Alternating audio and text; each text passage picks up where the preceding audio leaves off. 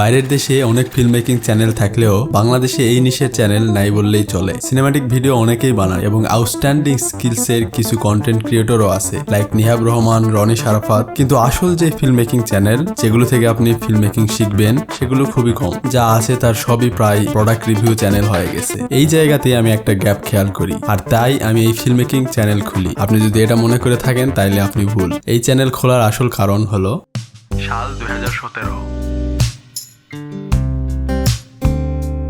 আমি আমার লাইফের প্রথম স্মার্টফোন হাতে পাই।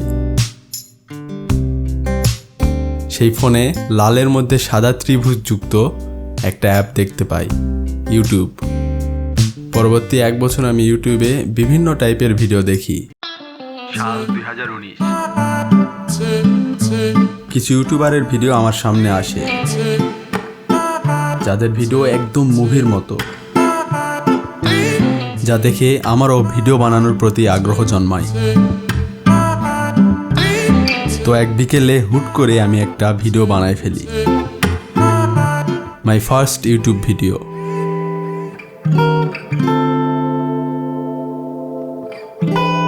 এরপর শুরু হয় লকডাউন, সাল 2021।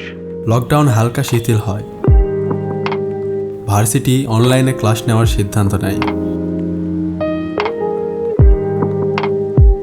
আর এবছরই আমি নতুন একটা মোবাইল কিনি, স্যামসাং M31।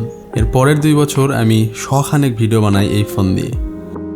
র্যান্ডম ব্লগ, গ্রামের ভিডিও, ভার্সিটির ভিডিও।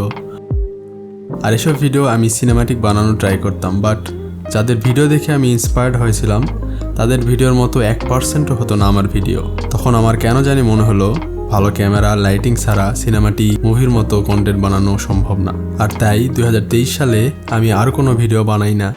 সাল 2024। আমি ডিসাইড করলাম যে ওকে, যা আছে তাই দিয়ে আরেকবার চেষ্টা করে দেখি। Let's just try. তো বিগত 7 মাস ধরে আমি ফিল্ম মেকিং রিলেটেড কন্টেন্ট বানাচ্ছি, অ্যাটলিস্ট ট্রাই করতেছি। কন্টেন্ট একটু ইমপ্রুভ হলেও যে কোয়ালিটি আমি আশা করেছিলাম সেটা এখনও পাচ্ছিলাম না। তো ফাইনালি আমি একটা ক্যামেরাতে ইনভেস্ট করি। ক্যামেরা কেনার পর খেয়াল করলাম ফুটেজের কোয়ালিটি বেটার হয়েছে, বাট মোবাইলে ভিডিও বানানোই অনেক সহজ ছিল।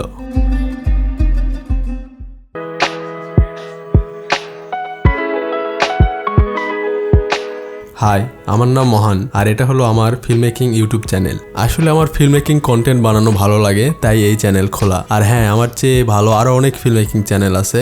আমি তাদের সাথে নিজেকে কখনো কম্পেয়ার করি না, কারণ comparison is not good for health. আমি শুধু একজনের সাথেই নিজেকে কম্পেয়ার করি, সেটা হলো আমি নিজেই। It's me versus me. Subscribe.